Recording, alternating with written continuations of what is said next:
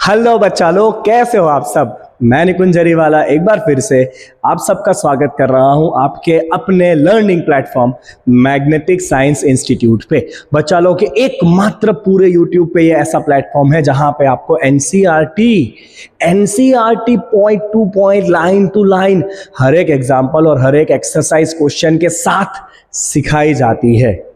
और सारे चैनल के ऊपर जब आप जाते हो बच्चों, तो आपको जेईई नीट के पॉइंट ऑफ व्यू से ऊपर से फॉर्मूलाज बता के 4-5 एमसीक्यूज करा के भगा दिया जाता है। यहाँ ऐसा नहीं होता। यहाँ सारी चीजें बहुत डिटेल में, बहुत बारीकी से सिखाई जाती है, क्योंकि मेरा मानना है कि हर एक बच्चे को जेईई नीट का एग्जाम नहीं देना होता है। कुछ बच्चे होते हैं जो प्योरली एनसीईआरटी, सीबीएसई और गुजरात बोर्ड या किसी भी बोर्ड के एग्जाम के रिजल्ट के ऊपर ही ज्यादा फोकस्ड रहते हैं। तो बच्चों, उनके लिए हमारा चैनल सबसे बेस्ट है, दावे के साथ हम ये कह सकते हैं। चलिए बच्चा, अब बारी है class 12 physics chapter number 8 electromagnetic waves. अभी मैं सूरत में यहाँ पे पढ़ा रहा हूँ, तुम अपने घर पे, कुछ लोग बंगाल में, कुछ लोग कश्मीर में, कुछ लोग असम में, कुछ लोग उड़ीसा में बैठ के मुझे देख रहे हो। कैसे? तो बेटा ये सब कुछ मुमकिन हो पा रहा है because of this chapter electromagnetic waves. क्योंकि जो भी सिग्नल या जो भी डेटा है, उस डेटा को हम इलेक्ट्रोमैग्नेटिक वेव के फॉर्म में ट्रांसमिट करते हैं from one place to the other. और बच्चा, इसी चैप्टर में इलेक्ट्रोमैग्नेटिक वेव्स के बारे में कुछ इंपॉर्टेंट चीजें हम सीखेंगे, दो not in that detail, but जितना टेक्स्ट बुक में दिया है उससे हम बहुत ही अच्छे से कवर करेंगे। चले बच्चों, सबसे पहली बात यह है कि भाई ये इलेक्ट्रोमैग्नेटिक वेव्स का आइडिया आया कहां से। तो देखो भाई, कुछ साइंटिस्ट के नाम है जिन्होंने कुछ कंट्रीब्यूट किया था, पता होना चाहिए, एक एक मार्क के क्वेश्चन में पूछा जा सकता है। आई नो कि इसका पहला टॉपिक है डिस्प्लेसमेंट करंट, बट वहां तक पहुंचने से पहले ये तो जान लो कि इसकी हिस्ट्री क्या रही है। तो बेटा तुम एक बात बताओ, जो गॉस लॉ होता है ना, या जो आपका फैराडेज लॉ, इस फैराडे लॉ में आपने ये सीखा कि अगर किसी कंडक्टर के साथ जुड़ी हुई मैग्नेटिक फील्ड को चेंज किया जाए तो वो कंडक्टर के अंदर ईएमएफ बनता है, जिसे हम कहते हैं इलेक्ट्रोमैग्नेटिक इंडक्शन। राइट? कंडक्टर के साथ जुड़े हुए मैग्नेटिक फ्लक्स को या मैग्नेटिक फील्ड को चेंज करने से वो कंडक्टर में क्या बनता है? वोल्टेज बनता है। वोल्टेज बनता है मतलब इलेक्ट्रिक फील्ड बनती है। मतलब जब मैग्नेटिक फील्ड चेंज होती है तो वो इलेक्ट्रिक फील्ड बनाती है, इसे हम इलेक्ट्रोमैग्नेटिक इंडक्शन कहते हैं। तो जब इलेक्ट्रिक फील्ड चेंज होगी तो क्या वो मैग्नेटिक फील्ड बनाएगी? है सर, क्या बोला भाई? जब मैग्नेटिक फील्ड चेंज होगी तो वो इलेक्ट्रिक फील्ड जनरेट करती है, जो अपने इलेक्ट्रोमैग्नेटिक इंडक्शन में सीखे। सवाल है कि जब इलेक्ट्रिक फील्ड चेंज होगी तो क्या मैग्नेटिक फील्ड बनेगी? और बच्चा, यही कंसेप्ट आपको कवर कराया जाता है in the topic of displacement current. चलिए फटाफट नोट्स पढ़ा जाए। एंड इलेक्ट्रिक करंट क्या प्रोड्यूस करता है बच्चों? So electric current produces a magnetic field and two current carrying wire exert magnetic force on each other. We know that current same direction में जाएगा तो वायर अट्रैक्ट करेंगे, करंट अपोजिट जाएगा, wire repel करेंगे। Chapter number 4 में था ये। Now a magnetic field changing with time voltage बनाएगा मतलब इलेक्ट्रिक फील्ड बनाएगा। सवाल यह है, does an electric field changing with time give rise to the magnetic field? अरे वाह, अच्छा सवाल है। सवाल का जवाब दिया था मैक्सवेल ने। जवाब है हाँ जी हाँ। देखो, जेम्स क्लर्क मैक्सवेल ने कहा कि not only an electric current but also a time varying electric field generates the magnetic field। आपने चौथे चैप्टर में यह पढ़ा कि जब भी किसी वायर में से करंट जाता है तो उसके आजू बाजू मैग्नेटिक फील्ड बनता है। मैक्सवेल ने कहा कि हाँ जी, करंट से तो मैग्नेटिक फील्ड बनता ही है, but when there is a change of electric field, that changing electric field can also produce the magnetic field. So not only the current can produce the magnetic field, but when the electric field changes with time, that also produce the magnetic field. Okay, Maxwell formulated a set of equations involving what? Electric and magnetic field and their sources, the charge and current densities. Lorentz force plus Maxwell equation. Lorentz force you all should know. and Maxwell's equation, right? Mathematically, they express all the basic laws of electromagnetism. So this can be asked in 1 mark question. And which 2 laws are necessary to explain the electromagnetism? Which 2 laws? First is the Lorentz force and second is the Maxwell's equation, right? तो ये 2 चीजें अगर है तो आप electromagnetism पूरी तरह समझा सकते हो. अब मुझे बताओ, यूट्यूब के ऊपर कोई बाप है जो इतना डिटेल में हिस्ट्री बताता हो? These things are covered in NCERT, so you need to have an eye on it. Anything can be asked from anywhere, right? This was an important question. Lorentz force plus Maxwell equation, these two together explain the electromagnetism. Further, prediction to emerge from the Maxwell equation is the existence of electromagnetic wave. भाई तो Maxwell equation से ना एक prediction हुआ, अभी तो खाली predict हुआ. मैक्सवेल के इक्वेशन से प्रेडिक्शन हुआ कि there should be some electromagnetic waves which are time varying electric and magnetic field that propagate in space. तो आपने एक महापुरुष को ऐसे ऐसे करते हुए देखा होगा, धप धप धप धप धप धप धप धप धप, देखा है ना, right? So this is basically electric and magnetic field, right? And this is called as electromagnetic waves. Okay, चलिए. The speed of this wave according to this equation turned out to be very close to the speed of light. What is the speed of it? The speed is equal to speed of light. तो फिर पता चला भाई कि जो light है वो भी क्या है, इलेक्ट्रोमैग्नेटिक वेव्स ही है. ओके, चलो कंक्लूजन क्या है बच्चा? इसका कंक्लूजन पता चला कि भाई लाइट भी क्या है, एक टाइप के इलेक्ट्रोमैग्नेटिक वेव्स ही है. So Maxwell's work does unified the domain of electricity, magnetism as well as light. तो मैक्सवेल ने जो काम करा, 3 डोमेन को उसने कंबाइन कर दिया, electricity, magnetism and light, because light is also electromagnetic waves. चलिए, तो मैक्सवेल ने तो खाली आइडिया दिया कि इस तरह से इलेक्ट्रोमैग्नेटिक वेव्स बन सकते हैं. And first of all the electromagnetic waves were generated by which scientist? Hertz. Maxwell give equation theoretically, Maxwell give the theory and actually the waves were produced first by the hertz. देखो ये रहा. अब आप बोलो क्या ये important topic नहीं है? डेफिनेटली है. तो हर्ट्ज ने क्या करा था? ये experimentally demonstrated the existence of the electromagnetic waves. Okay, okay beta. So what are the outcome of this slide? First outcome, when there is changing electric field, it produces what? Magnetic field. And this time varying electric field and magnetic field, this is called electromagnetic wave. Who formulated the equations? Maxwell. And who demonstrated the waves experimentally? Hertz. चलिए further, अब चलते हैं बच्चों displacement current के ऊपर. Awaited topic आ गया आपका displacement current. समझो बच्चों, इसके लिए आपको ना एम्पियर सर्किटल का थोड़ा सा आइडिया होना चाहिए. लेट्स सी क्या है, बहुत सिंपल सा है, समझना ध्यान से. हाँ बच्चों, तो सपोज ये एक वायर है. अब मैं इंटेंशनली ना ये वायर को इस तरह से ड्रॉ कर रहा हूँ, इंटेंशनली. तो बच्चों ये एक वायर है लाइक दिस. थोड़ा बड़ा करते हैं इसको. चलो, तो इस तरह से एक वायर है बच्चों, राइट? सपोज इसमें से कुछ करंट जा रहा है I, and if you take the Ampere circuital loop, you know Ampere circuital loop, अगर आप इस तरह से बच्चों एम्पियर सर्किटल लूप लेते हो तो बड़ी सिंपल सी बात है कि ये लूप के अंदर से ये करंट आपका पास हो रहा है ना. करंट कहाँ से पास हो रहा है? आपका लूप के अंदर से. तो ये भी आपका लूप ऐसे है, राइट? तो ये लूप के बाउंड्री के ऊपर आपको क्या मिलेगा? मैग्नेटिक फील्ड मिलेगा. किस तरफ जा रहा है? करंट ऐसे जा रहा है ना, तो field will be in outer direction. Let's just make it more properly, क्योंकि ये थोड़ा टेक्निकल टर्म्स है. हाँ, तो ये हमने एक एम्पियर सर्किटल का लूप लिया बच्चों. पहले लूप लेते हैं. And from this we are passing some wire. हमने इसमें से एक वायर पास करी इस तरह से, ठीक है? देखना ध्यान से. We are pass a wire like this from this, और इस वायर में से जा रहा है बच्चों current I. Now we all knows कि करंट कैरिंग वायर के आजू बाजू क्या होता है बच्चा? मैग्नेटिक फील्ड होता है. वायर करंट ऐसे जा रहा है तो there will be the magnetic field like this. तो ये लूप के बाउंड्री के ऊपर आपको इस तरह से क्या मिलना है बच्चों? मैग्नेटिक फील्ड मिलना है. Let's say the radius of the loop we have taken is R. ठीक है? तो एज पर द एम्पियर सर्किटल, ध्यान से देखना भाई, एज पर the Ampere circuital loop, it says that integration of BDL is equal to mu 0 into summation of I. ये आप पढ़े होंगे चैप्टर नंबर 4 में.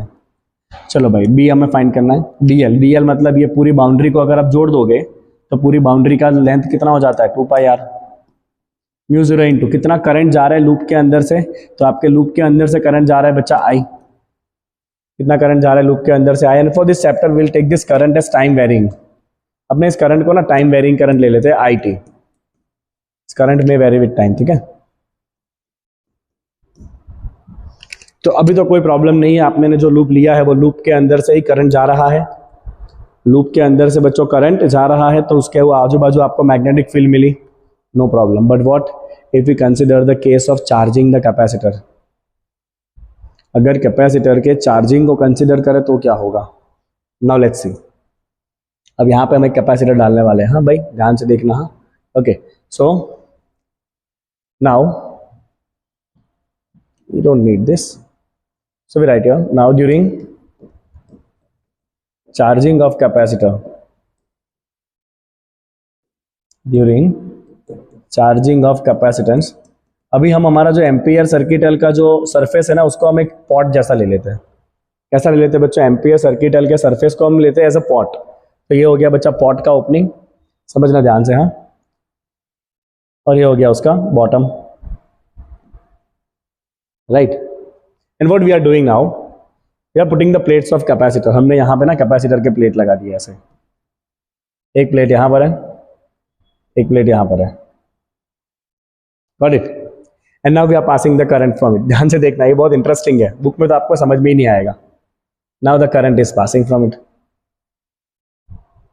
अब जब तक कैपेसिटर चार्ज होगा ना, जब तक कैपेसिटर चार्ज होगा वो करंट को फ्लो होने देता है। यू शुड नो दिस ना, सेकेंड चैप्टर, जब कैपेसिटर में से चार्ज, कैपेसिटर जब चार्ज हो रहा है तो वो करंट को फ्लो होने देता है। Agree with my statement, yes. अब what was the definition of capacitor, two conductors separated by insulator. मतलब यहाँ पे बीच में ये जो बीच का पूरा रीजन है बच्चा, ये पूरा रीजन तो क्या है आपका, इंसुलेटर है। ये पूरा रीजन तो क्या है आपका, इंसुलेटर है। तो सवाल ये है कि अगर ये रीजन पूरा बीच में इंसुलेटर है तो फिर करंट पास हुआ कैसे चार्जिंग के टाइम पे, गॉट इट। अगर कैपेसिटर के दो प्लेट के बीच में इंसुलेटिंग मटेरियल है तो जब कैपेसिटर चार्ज हो रहा है तब करंट पास कैसे हुआ,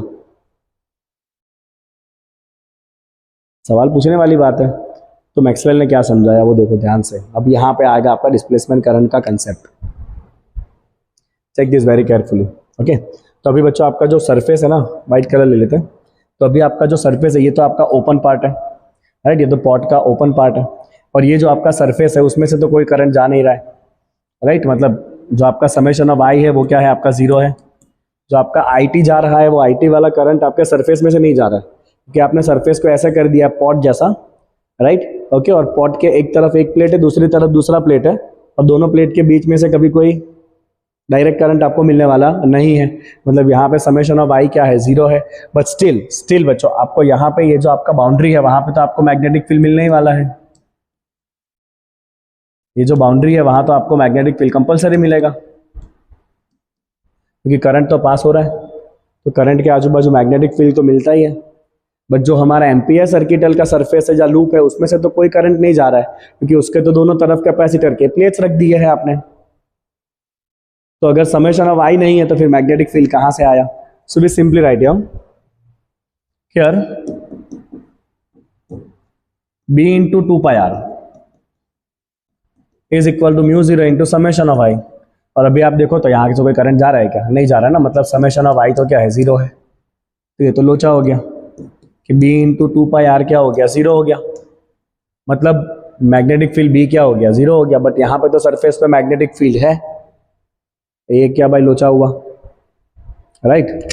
तो देखते हैं भाई इसमें गड़बड़ क्या हुई है, उसके गड़बड़ को अपने करते हैं सॉल्व, सॉर्टिफाइड करते हैं। तो we write here hence there is some missing term in Ampere circuital law, there is some missing term in Ampere's law, okay. तो यहाँ पे B जीरो तो आ रहा है बट एक्चुअल में B जीरो नहीं है।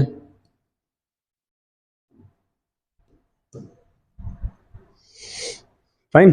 तो होगा क्या, जब कैपेसिटर चार्ज हो रहा है बच्चों तो ये दो प्लेट के बीच में, सपोज ये पॉजिटिव प्लेट है और ये नेगेटिव प्लेट है, तो दो प्लेट के बीच में कौन सा फील्ड होगा बच्चों? इलेक्ट्रिक फील्ड होगा। और जब कैपेसिटर चार्ज होगा तो इलेक्ट्रिक फील्ड धीरे धीरे आपका बढ़ेगा, और जब ये इलेक्ट्रिक फील्ड चेंज हुआ है ना, तब उसने क्या बनाया है? मैग्नेटिक फील्ड बनाया है। Let's prove it.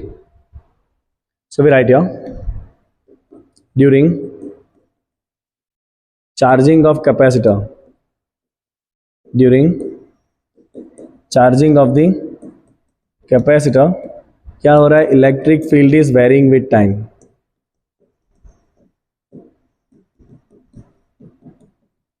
राइट, चलो कितना होता है electric field between the plates? Sigma by epsilon zero. Sigma क्या होता है बच्चों? Q by A, epsilon zero area ले लो ऊपर, A into A is equal to Q by epsilon zero. What is a into A? Electric flux, phi. You know, electric flux chapter number 1, A into A, B into A was magnetic flux, तो A into A क्या होता है? Electric flux होता है। तो दो plate के बीच में कितना इलेक्ट्रिक फील्ड होता है बच्चों? Sigma by epsilon zero. Sigma क्या होता है? Q by A। Okay, A को ले लिया ऊपर, E into A को लिख दिया electric flux which is equal to Q by epsilon zero. चलिए, now if I differentiate on both the side, what will I get? Hence d by dt of electric flux is equal to 1 by epsilon 0, बाहर निकाल लीजिए, होगा dq by dt। dq by dt मतलब something similar to current, charge by time क्या होता है? Current, and this was called displacement current id। so here you get the formula for displacement current id, which is equal to epsilon 0 time of rate of change of which flux? Electric flux। so displacement current is epsilon 0 time of rate of change of electric flux। Right, तो हुआ क्या? ये दो plate के बीच में जो electric flux change हुआ, इसकी वजह से कुछ डिस्प्लेसमेंट करंट जैसा टर्म बना है, और वो रिस्पॉन्सिबल है करंट को एक प्लेट से दूसरे प्लेट के आर पार ले जाने के लिए।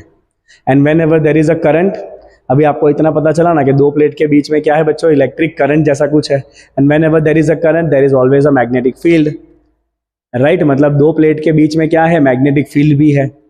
राइट, तो जब ये इलेक्ट्रिक फील्ड वेरी हुआ, उसने कुछ टर्म बनाया called displacement current, and whenever there is a current there is a magnetic field. Right, so we can say that hence there is magnetic field perpendicular to the electric field between the plates. Okay, so I hope अब आपका displacement current का concept clear हुआ है। Right, देखो पहले वाले में तो अब मैंने एम्पियर सरफेस ऐसे ही लिया था, उसी में से करंट जा रहा था, तो जो लूप है उसके ऊपर मैग्नेटिक फील्ड मिलना जायज था, मिलना भी चाहिए था। बट हमने दूसरे में क्या करा? सरफेस को ऐसे कर दिया लाइक दिस, और उस सरफेस की बाउंड्री यहाँ पर है। राइट, और सरफेस आपका ये है, और ये सरफेस के एक तरफ कैपेसिटर का एक प्लेट है, दूसरे तरफ दूसरा प्लेट है। अब कैपेसिटर के दो प्लेट के बीच में इंसुलेटर है, मतलब करंट तो कोई जा नहीं रहा है, मतलब ये सरफेस में से समेशन ऑफ आई क्या है? जीरो है, बट फिर भी आपको ये जो उसका बाउंड्री है उसके ऊपर मैग्नेटिक फील्ड मिल रहा है। करंट तो है नहीं डायरेक्ट कोई सरफेस में से जाने वाला, तो फिर मैग्नेटिक फील्ड कैसे मिला? तो हमने लॉजिक क्या लगाया कि जब दो प्लेट के बीच में इलेक्ट्रिक फील्ड चेंज हो रहा है, तो ये चेंजिंग इलेक्ट्रिक फील्ड की वजह से कुछ डिस्प्लेसमेंट करंट बन रहा है, and that displacement current is responsible for this magnetic field. Right, मतलब हम जो अब एम्पियर सर्किटल का रूप स्टेटमेंट लिखेंगे ना, उसको थोड़ा हम करेंगे मॉडिफाई। राइट, अभी यहाँ पे आ भी रहा है, अभी डिस्कशन करेंगे अपने। सो चलिए, कंक्लूजन क्या हुआ बच्चों? कंक्लूजन हुआ क्या? Magnetic field changing with time give rise to an electric field, and an electric field changing with time, जो भी आपने देखा इलेक्ट्रिक फील्ड अगर टाइम के साथ चेंज हुई, then it gives rise to what? Magnetic field. Right, and is the symmetrical counterpart and is this consequence of the displacement current being a source of magnetic field। okay, तो दो plate के बीच में displacement current है जो magnetic field बना रहा है, and thus time dependent electric and magnetic field give rise to what? Each other. मतलब मैग्नेटिक फील्ड वेरी करी तो इलेक्ट्रिक फील्ड बनी, इलेक्ट्रिक फील्ड वेरी करी तो मैग्नेटिक फील्ड बनी, मैग्नेटिक फील्ड वेरी करी तो इलेक्ट्रिक फील्ड बनी। तो इस तरह से electric and magnetic field vary होते होते एक दूसरे को रीजनरेट करते करते आगे बढ़ते रहेंगे, and that's called electromagnetic wave. Is that clear? बोलो, पहला टॉपिक आया आपको समझ में, डिस्प्लेसमेंट करंट क्या है। मैं चाहता ना तो मैं भी 5 मिनट में डिस्प्लेसमेंट करंट समझा देता। कर सकता हूं मैं भी, बट क्या मतलब, आपको समझ में ही ना आया तो फायदा क्या, राइट। अभी आपका कंसेप्ट क्लियर हो गया होगा, ओके, कि दो प्लेट के बीच में आपने सरफेस रख दिया तो करंट तो उसमें से जा ही नहीं रहा है। वापस बता देता हूं एक बार, है ना। अब मैंने जो सरफेस है एम्पियर का वो तो दो प्लेट के बीच में डाल दिया, मतलब करंट तो जा ही नहीं रहा है वहां से, तो फिर यहाँ पे सरफेस पर मैग्नेटिक फील्ड कहाँ से आई उसके बाउंड्री के ऊपर। तो हमने क्या कहा कि दो प्लेट के बीच में जो इलेक्ट्रिक फील्ड वेरी हो रहा है उसकी वजह से अंदर मैग्नेटिक फील्ड जनरेट हो रहा है, और वो मैग्नेटिक फील्ड की वजह से डिस्प्लेसमेंट करंट जैसा कुछ टर्म है, and that is responsible for carrying the current. Otherwise insulator में से करंट कैसे जाता है, नहीं जाता है ना। तो चलिए बेटा, अब आपके फिजिक्स के 4 मेन लॉज जिसके ऊपर आपकी फिजिक्स चलती है पूरी। पहला लॉ क्या कहता है बच्चों? पहला लॉ है आपका गॉस लॉ। दो गॉस लॉ है, एक फैराडे है और एक एम्पियर सर्किट है, एम्पियर मैक्सवेल कह सकते हो आप। चलो, इलेक्ट्रिसिटी का गॉस लॉ सबको पता होगा, integration of E D A equal to Q by epsilon zero. इसको आप मैंने फर्स्ट चैप्टर में बहुत यूज किया था, है ना। तो Gauss law for electricity, integration of E dot D A, this is called electric flux equal to Q by epsilon zero.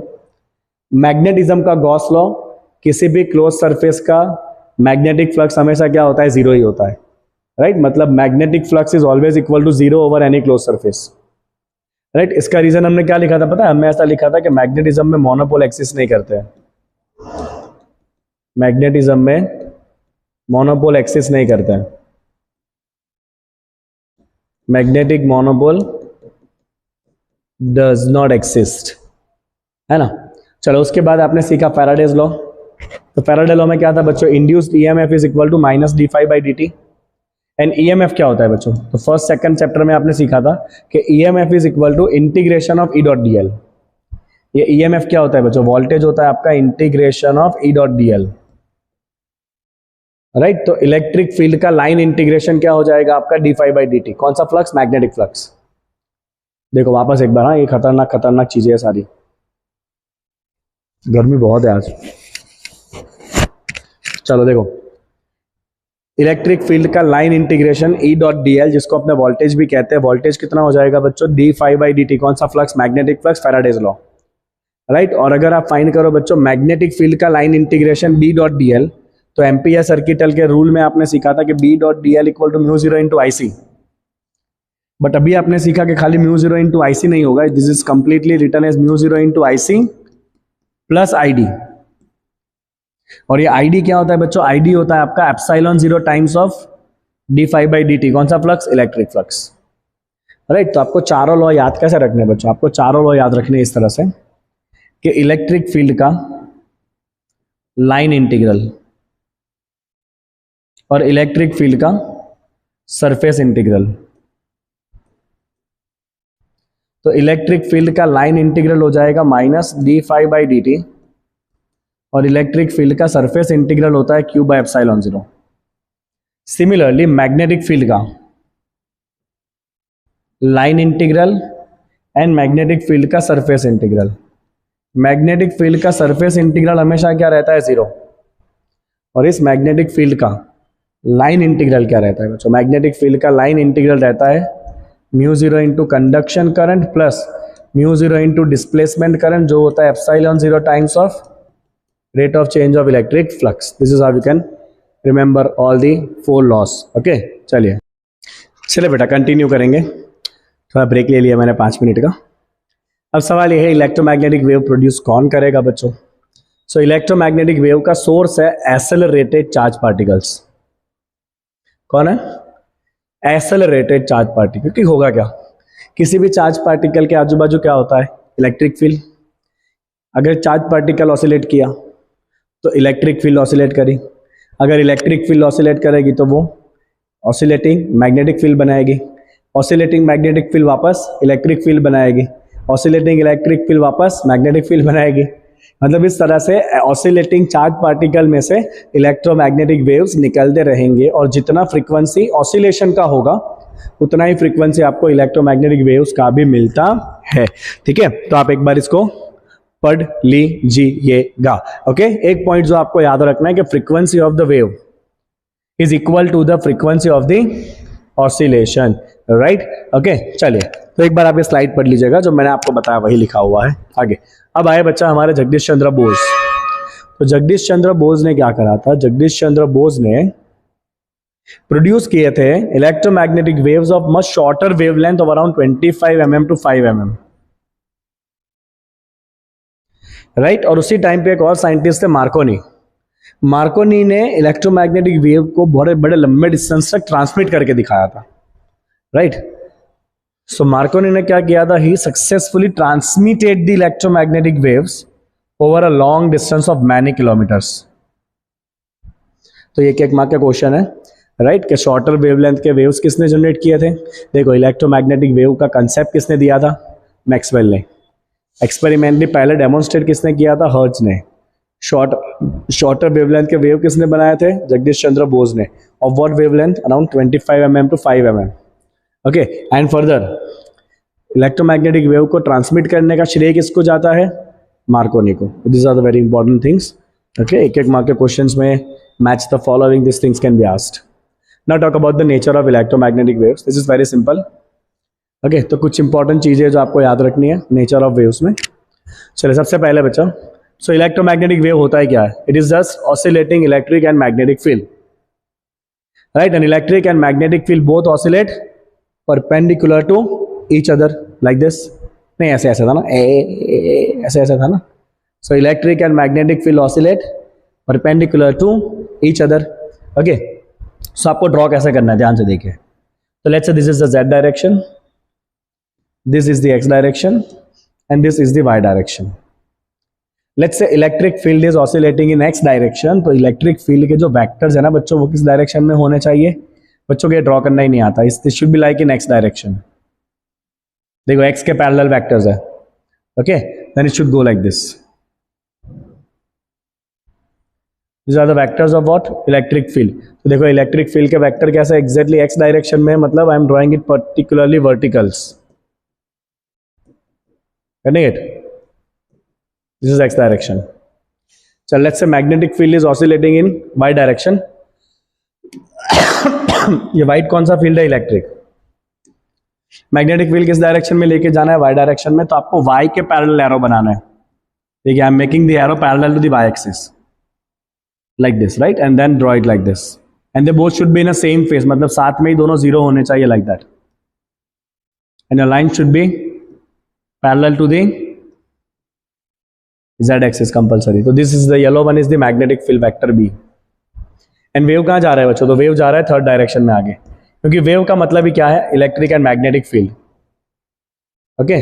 So here very important, electric field, magnetic field and wave direction, they all are mutually perpendicular, okay. So अब मैंने क्या लिया है यहाँ पे, अब मैंने wave का डायरेक्शन लिया है z, इलेक्ट्रिक फील्ड का डायरेक्शन लिया है x एंड मैग्नेटिक फील्ड का डायरेक्शन लिया है y। तो ये तीनों कैसे है बच्चा, म्यूचुअली परपेंडिकुलर है। दिस ऑल आर म्यूचुअली, गंदा हो गया theory, this all are mutually perpendicular to each other. ये सारे म्यूचुअली एक दूसरे को कैसे है बच्चों, परपेंडिकुलर है, वेरी सिंपल, ओके। चलिए फॉर्मूला लिखते हैं। सो इलेक्ट्रिक फील्ड किस डायरेक्शन में बच्चों, x डायरेक्शन में है, और मैग्नेटिक फील्ड किस डायरेक्शन में, y डायरेक्शन में है। So let's say electric field का मैग्नीट्यूड है E0, साइनोसॉइडली वेरी कर रहा है, तो साइन। वेव किस तरफ जा रहा है, वेव जा रहा है z में, तो यहां पे आ जाएगा आपका kz माइनस ओमेगा टी, और मैग्नेटिक फील्ड y डायरेक्शन में you can write BO sine kz minus omega T. देखो दोनों का फ्रीक्वेंसी कैसा होगा, सेम होगा। कुछ चीजें मार्क करेंगे अपने, ये दोनों का फ्रीक्वेंसी कैसा है, सेम है, ओमेगा का वैल्यू, ये both oscillate with the same frequency, right, okay. और z क्या दिखा रहा है, वेव डायरेक्शन, तो जो वेव का डायरेक्शन है वो आपको यहां से पता चलता है, this is the wave direction. अब यहाँ पे अगर आप वेक्टर लिखना चाहते हो तो लिख सकते हो कि इलेक्ट्रिक फील्ड x डायरेक्शन है मतलब i cap, magnetic field y direction है मतलब j cap, choice is yours. These are the simple equation of the electric and magnetic field. Okay, what is this k called? K is called angular wave number. K is called angular wave number, which we called 2 pi by lambda. ये तो आपने wave chapter में सीखा होगा, right. And what is omega, omega is angular frequency 2 pi f, which is equal to 2 pi f। तो ये हो गया आपका पहला पॉइंट, इलेक्ट्रोमैग्नेटिक वेव किस तरह से स्पेस में आगे बढ़ता है, ठीक है। नाउ सेकंड देखो, चलो, the speed of propagation of the wave is omega by K and the velocity of light depends on the electric and magnetic property of the medium. अब यहां पे ये पूरा जो टॉपिक है ना वो है about the speed of the wave, इसके बारे में, about the speed of wave. तो इलेक्ट्रोमैग्नेटिक वेव का स्पीड होगा ओमेगा बाई के, और you can write lambda into F, right. चलो, in terms of property of medium, अगर वैक्यूम में है तो लाइट का स्पीड होता है 1/√of μ0 E0। अब इसके बारे में आपको पता है μ0 E0 क्या है वो, ठीक है ना, permittivity, permeability, this is the speed in vacuum. अगर वही वेव मीडियम में आ गया तो मीडियम में उसका स्पीड होता है √of μ into E, that is for the medium, right. So electromagnetic wave का जो स्पीड है वो डिपेंड करता है मीडियम के electric property and magnetic property के ऊपर। साथ में आपको मीडियम का रिफ्रैक्टिव इंडेक्स भी यहां से मिल जाएगा। The refractive index of the medium is given by √of μ by μ0 into E by E0, that is written as √of μr into K. You know μr relative permeability, what is K? K is called dielectric constant. तो ये छोटे छोटे formula एक एक mark में आपको पूछे जा सकते हैं, ठीक है। तो μr equal to, you should know refractive index क्या होता है, n equal to C by V, है ना। तो C का फॉर्मूला रखा, V का फॉर्मूला रखा, सिंप्लीफाई किया। तो μr को अपने कहते हैं बच्चों रिलेटिव परमिएबिलिटी,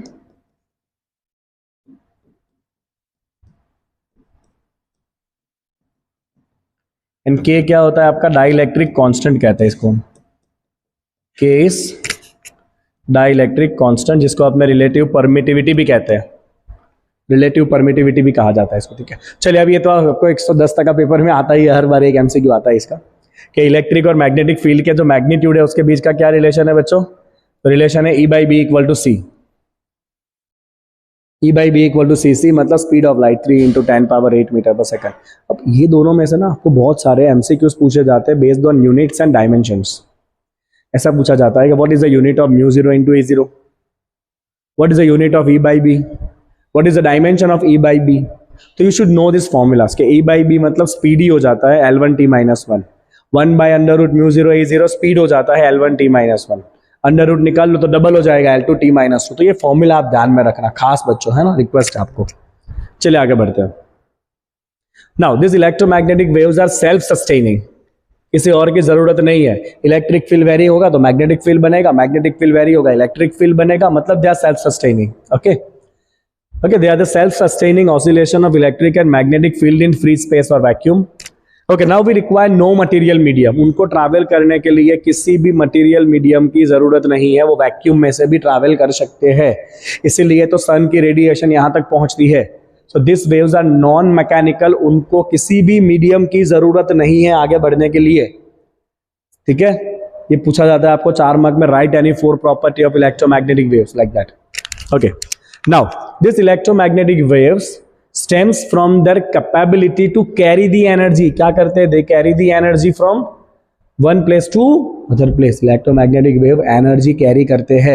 ओके, चलिए, the radio and TV signal from broadcasting station carries energy, light carries energy from the sun to the earth, thus making the life possible on earth। तो ये हो गया बच्चा कुछ प्रॉपर्टीज ऑफ प्यारे प्यारे electromagnetic waves. Are you clear with this? अब आता है बच्चों इलेक्ट्रोमैग्नेटिक स्पेक्ट्रम। स्पेक्ट्रम आप बहुत बार पढ़े हो, 11th स्टैंडर्ड में भी आपने स्पेक्ट्रम सीखा होगा, स्ट्रक्चर ऑफ एटम चैप्टर में, राइट। वही सेम स्पेक्ट्रम आपको यहाँ पे देखना है, टाइप्स ऑफ इलेक्ट्रोमैग्नेटिक वेव। सो बहुत सारे अलग अलग इलेक्ट्रोमैग्नेटिक वेव्स है, बेस्ड ऑन देयर फ्रीक्वेंसी आप उनको क्लासीफाई कर सकते हो। जो सबसे स्लोली ऑसिलेट करेगा उसकी एनर्जी सबसे कम रहती है और वो रेडियो वेव्स है, और जो सबसे फटाफट ऑसिलेट करेगा उसकी फ्रीक्वेंसी बहुत ज़्यादा है, they are the gamma waves. इनके बीच में बहुत सारे अलग अलग वेव्स आते हैं।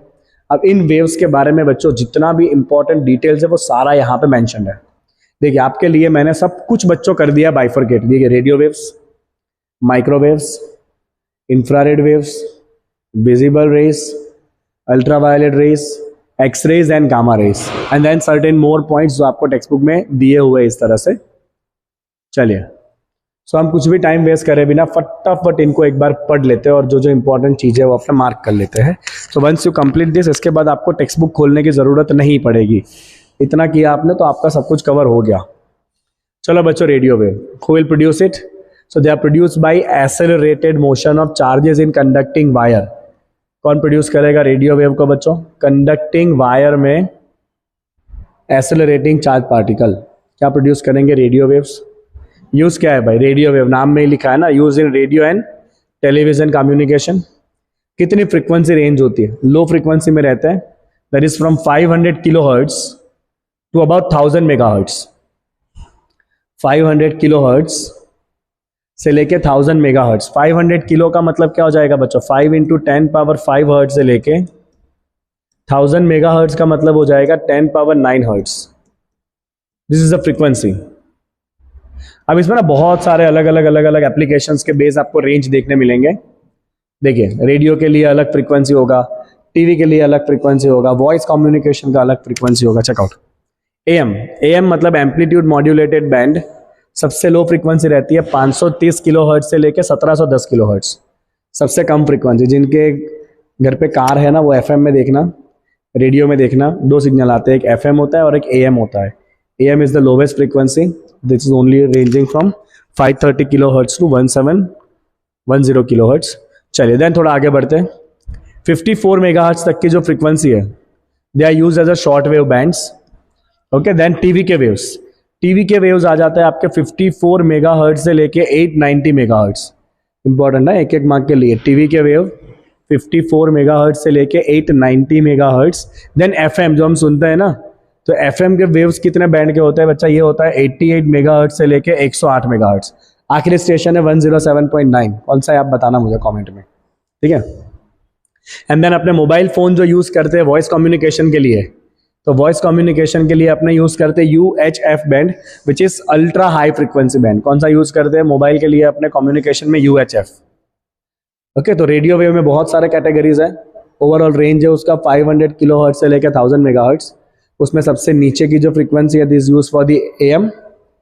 54 मेगाहर्ट्ज तक शॉर्ट वेव बैंड, 54 मेगाहर्ट्ज से लेकर करीब 890 मेगाहर्ट्ज तक टेलीविजन, और उसी रेंज में 88 मेगाहर्ट्ज से लेकर 108 मेगाहर्ट्ज FM के लिए, एंड वॉइस कम्युनिकेशन के लिए ultra high frequency range UHF। आगे बढ़ते हैं, चलो अब रेडियो से थोड़े हाई फ्रीक्वेंसी में जाते ही क्या आ जाएगा? Microwaves, right.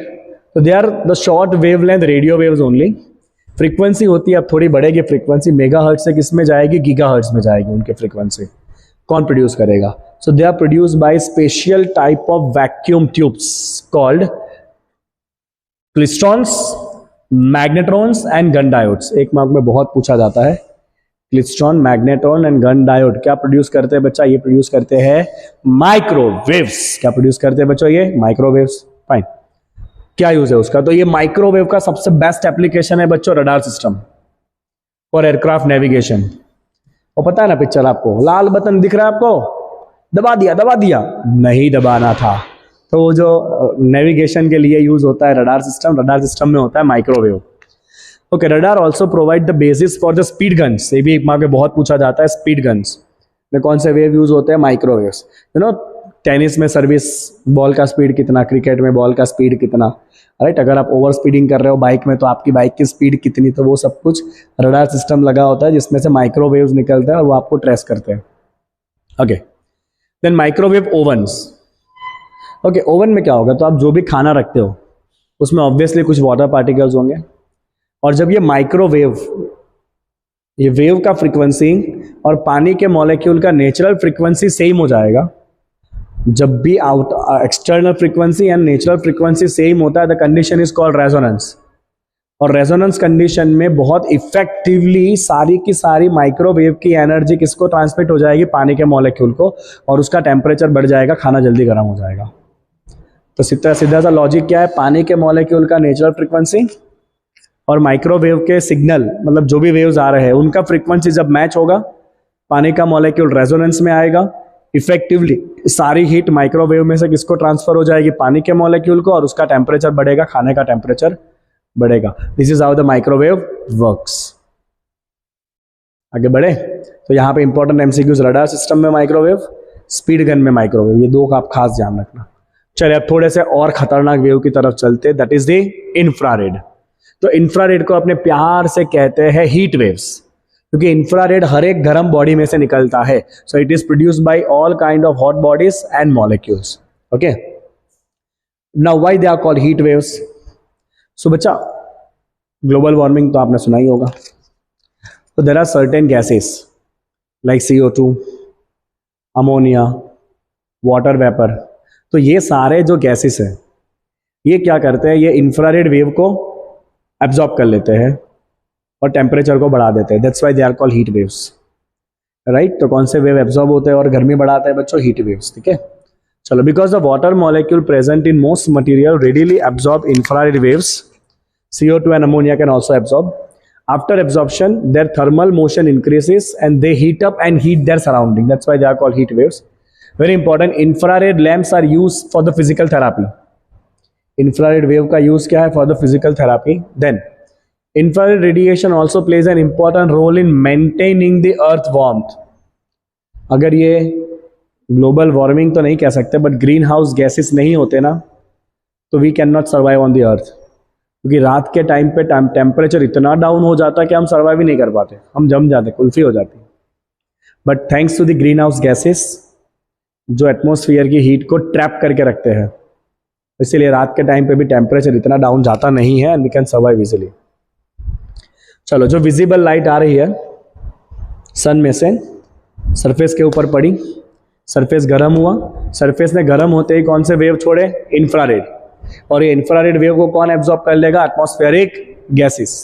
तो इसीलिए जो हीट निकल रही है वो एटमॉस्फेयर में ट्रैप रहेगी, बनी रहेगी, टेम्परेचर ज़्यादा डाउन नहीं होता है. तो ये वही पॉइंट बच्चों यहाँ पे लिखा हुआ है. चलो अपने आगे बढ़ते हैं.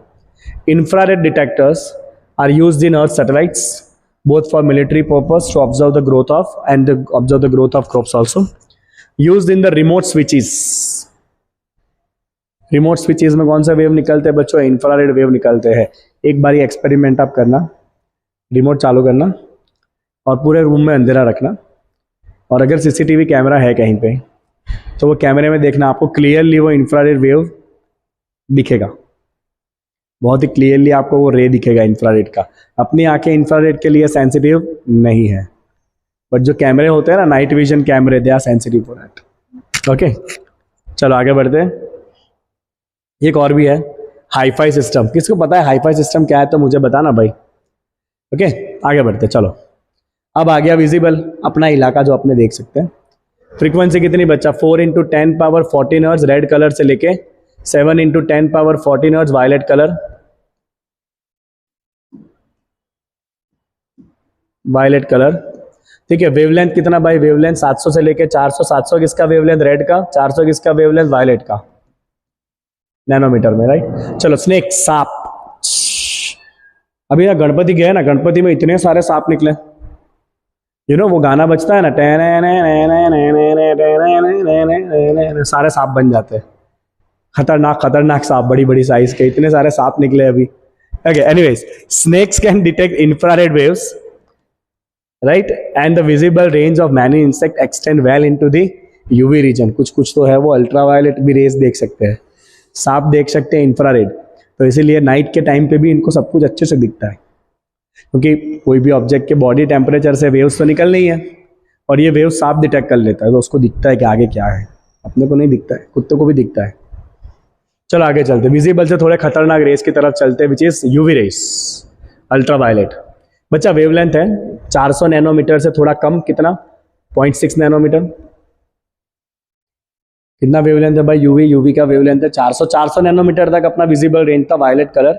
उससे कम वेवलेंथ हुआ तो फिर वो यूवी रीजन में चला जाता है टिल 0.6 नैनोमीटर तक. ठीक है. कौन प्रोड्यूस करेगा? Special lamps and very hot bodies. It is absorbed in the ozone layer, everyone knows, right. Exposure to UV radiation include the production of more melanin. ज़्यादा अगर स्क्रीन के ऊपर गिरता है, स्किन के ऊपर, तो आपकी स्किन ब्लैक हो जाती है because of the melanin which causes the tanning of skin. It is absorb by the ordinary glass. तो सिंपल जो ग्लास विंडो होता है ना, उसमें से भी यूवी रेज पास होके नहीं आ सकते हैं अंदर. तो अगर आप सिंपल ग्लास विंडो के अंदर बैठे हो तो आप यूवी रेज से बचे हुए, no problem with that. UV is produced by welding arcs. Very important, 1 mark का क्वेश्चन. वेल्डिंग आर्क में से कौन से रेडिएशन निकलते हैं बच्चों? UV radiation. इसीलिए चश्मे लगाने पड़ते हैं ताकि वो आंखों में ना जाए. Due to its shorter wavelength, UV radiation can be focused into very narrow beam. can be focused into very narrow beams for high precision applications such as LASIK. LASIK का फुल फॉर्म है laser assisted in situ keratomileusis. Very important. LASIK surgery में कौन से waves use होते हैं? चश्मे के number काटने की सर्जरी होती है ना, चश्मे वाले को बिना चश्मे वाले के बनाने की सर्जरी, तो वो LASIK सर्जरी में क्या यूज होता है बच्चों? LASIK सर्जरी में यूज होता है ये अल्ट्रा वायलेट रेज, बिकॉज उसको बहुत छोटे से जगह पे आप कॉन्सेंट्रेट कर सकते हो और आप जो भी आपके आंख में डिफेक्ट है उसको आप कट कर सकते हो. फुल फॉर्म है LASIK का laser assisted in situ keratomileusis, right? Laser assisted in situ keratomileusis surgery. UV lamps are also used to kill germs in water purifier. ये ना वो अभी एक ऐड आ रही है ना हेमा मालिनी की, इसमें हेमा मालिनी कहती है अपनी बेटी को, उसे शादी का सीन दिखाया और बोलती है कि भाई पानी तो सिर्फ साफ ही पीना है. तो मेरे को एक बात बताओ कि दूल्हे के घर वाले पहले गटर से पानी पीते थे, तो वो लोग भी तो साफ ही पानी पीते होंगे ना. तुमने ऐसा क्या नया कर दिया UV प्योरीफाइड RO दे के बात करते हो. चलो एनीवेज आगे बढ़ते हैं. एक्सरे, जब थोड़े और डेंजर जोन में जा रहे हैं, एक्सरेज खतरनाक वेवलेंथ. तो एक्सरे की वेवलेंथ बहुत कम है, 10 नैनोमीटर से लेके कितना 10⁻⁻⁴ नैनोमीटर. ओ एक्सरे कैसे जनरेट होंगे? तो they generated by bombard metal target by high energy electrons. अब ये टॉपिक भी पहले ड्यूअल नेचर चैप्टर में हुआ करता था एक्सरे का, बट ये भी अब नहीं है, निकाल दिया है इसको भी. तो यूजुअली क्या होता है कि जो बताओ बता दो. चलो सपोज ये न्यूक्लियस है और ये इलेक्ट्रॉन्स है, तो क्या होता है हाई एनर्जी न्यूट्रॉन को या हाई एनर्जी पार्टिकल को स्ट्राइक करा जाता है. इससे इलेक्ट्रॉन जो है वो हाई लेवल से लो लेवल में चला जाता है और एनर्जी को छोड़ता है, और ये एनर्जी एक्सरे के फॉर्म में होती है, राइट? ओके चलो. Use as diagnostic tool in medicine and treatment for the certain form of cancer. सबसे खतरनाक रेज होते हैं बच्चे गामा रेस. इसका वेवलेंथ है 10⁻⁻10 से लेके 10⁻⁻14 मीटर, ऑलमोस्ट सेम ही है. Produced in nuclear reactions. आप न्यूक्लियर चैप्टर में सीखोगे 3 types of radiation, alpha, beta and gamma, right? Gamma is a nuclear reaction, nuclear radiation, also emitted by radioactive nuclei. They are used in medicine to destroy the cancer cells. So this is very simple. तो अपने सारे तरह के waves को भी complete किया. तो यहाँ पे बच्चों आपका इलेक्ट्रोमैग्नेटिक वेव चैप्टर का थियरी होता है कंप्लीट. अब इसके बाद ना यहाँ पे कुछ और एक्स्ट्रा डेटा भी दिया हुआ है, मैंने रखा है. नोट्स आप डाउनलोड कर लेना बच्चों, तो नोट्स के अंदर आपको ये सब कुछ ही मिल ही जाने वाला है अच्छे से. ओके चलिए अब इसके 2 एग्जाम्पल है, वो भी अपने खत्म कर लेते हैं. बहुत सिंपल है. सो इलेक्ट्रोमैग्नेटिक वेव का एक फ्रीक्वेंसी दे दिया है 25 megahertz. Travel in a free space along the x direction at a particular point in a space and time. Electric field is 6.3 J cap. What is a magnetic field? अब ऐसे सवाल पूछते हैं ये लोग. तो क्या फॉर्मूला है बच्चों मैग्नीट्यूड का? E/B = C. गलत हुआ ये. E/B = C. E का वैल्यू है 6.3, B अपने फाइंड करेंगे. C का वैल्यू होता है 3 × 10⁸. सॉल्व करने पे B आ जाएगा आपका 2.1 × 10⁻⁻8 टेस्ला. ये आया magnitude. Let's put in vector form. तो बच्चों वेक्टर B क्या हो जाएगा? मैग्नीट्यूड है 2.1 × 10⁻⁻8. अब आप देखो तो वेव ने कौन सा डायरेक्शन ऑक्यूपाई कर लिया है? X. इलेक्ट्रिक फील्ड कहां पर है? Y. बचा क्या?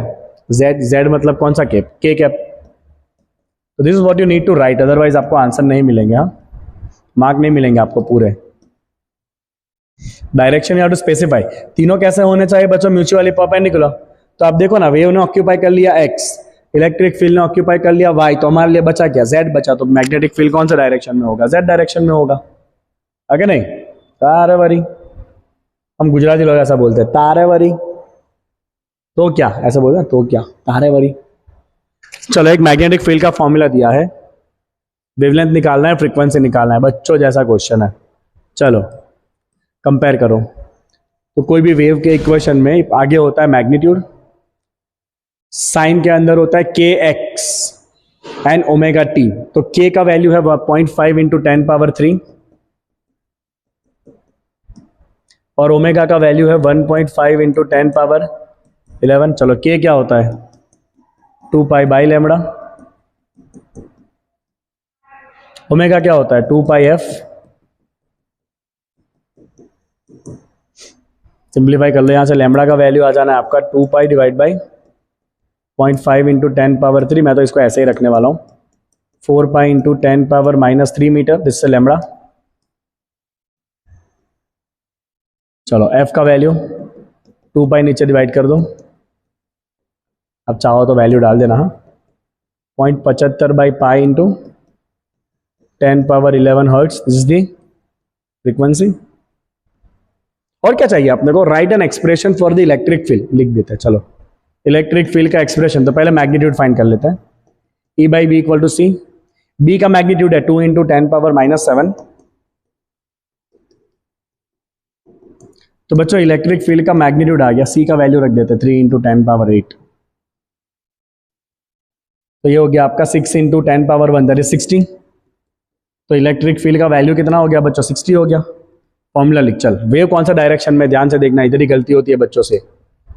अब तो तुमको जो बताना जा रहा हूँ वो ध्यान से सुनना बच्चा लोग। इधर देखो, यहाँ पे क्या है, K के साथ X है, मतलब वेव कौन सा डायरेक्शन में है? X में। मैग्नेटिक फील्ड कौन सा डायरेक्शन में है? Y में। तो इलेक्ट्रिक फील्ड के लिए क्या बचा? Z बचा। तो ये इलेक्ट्रिक फील्ड कौन सा डायरेक्शन में होगा? Compulsory Z direction. तो we write electric field Z direction equal to value कितना है? 60 साइन, चलो ये रख दो पूरा, 0.5 × 10⁻³ प्लस 1.5 × 10⁻11t, यूनिट खास लिखेंगे अपने वोल्ट पर मीटर। तो मेरे प्यारे बच्चों, लो इलेक्ट्रोमैग्नेटिक वेव का हो गया है खात्मा, चैप्टर हो गया है पूरा। और इसके एक्सरसाइज में भी ऐसे लप्पू लप्पू जैसे क्वेश्चन है सारे। 2 क्वेश्चन इसमें है इलेक्ट्रोमैग्नेटिक वेव, वो डिस्प्लेसमेंट करंट के, बाकी तो सारे लप्पू लप्पू जैसे क्वेश्चंस हैं। Anyways that's not the part of discussion today, वो अपने अगले लेक्चर में कवर करेंगे। बच्चा बहुत मेहनत कर रहा हूँ मैं आपके लिए, हम्बल रिक्वेस्ट है आपसे कि नोट्स परचेस करिए, बहुत फ़ायदा होगा आपको नोट्स परचेस करने से। साथ में अपने दोस्तों के साथ इसको शेयर करिए ताकि थोड़ा मोटिवेशन और हमें मिले कि हम आपको और अच्छे से अच्छा कंटेंट दे पाए। एज आई टोल्ड यू कि NCERT कंटेंट देने वाला यूट्यूब पे कोई नहीं है, अच्छे से कंटेंट देने वाला, जो सब चीज़ें ऐसे लाइन में समझाए। जो है उसकी कदर करो, नहीं तो बहुत जल्दी आपको खोने के दिन आ जाएंगे। चलिए एनीवेज बच्चा, मिलते हैं वापस अगले क्लास में। अब तो शुरू करने की बारी है फिजिक्स पार्ट 2, मजा आ जाएगा। Ray optics, wave optics, dual nature, atom, nucleus, semiconductor, मेरे favourite chapters. Anyway see you in the next class. Tata, bye bye, see you.